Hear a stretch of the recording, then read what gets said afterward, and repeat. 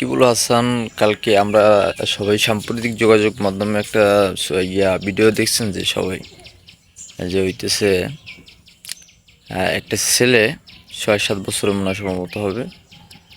ও 2 তলা উঠছে সাকিবুল হাসানকে দেখতে। হ্যাঁ, একটা দোকান নাকি উদ্বোধন করবে। তাহলে একটা দোকান উদ্বোধন করার সময় সেই ছেলেটা কারেন্টে শর্ট খায় জায়গায় অজ্ঞান হয়ে মৃত্যু সজ্জা। এরপরে দেখলাম একটু আগে দেখলাম যে কিছুটা হইলে ভালো হয়েছে।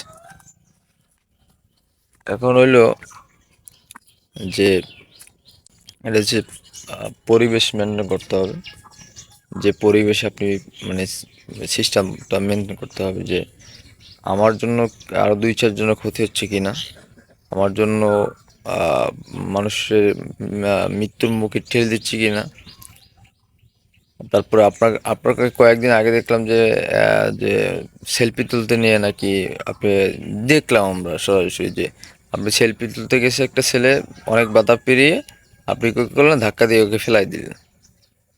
এত হ্যাডাম থাকলে মানে এই বাংলাদেশে ক্রিকেটার, আপনি একটা বড় সড়ো ক্রিকেটার আবার এমপিও, আপনার যে হ্যাডাম ট্যাডাম, এটা তো বাংলার মানুষ মনে করেন ছিচি করে,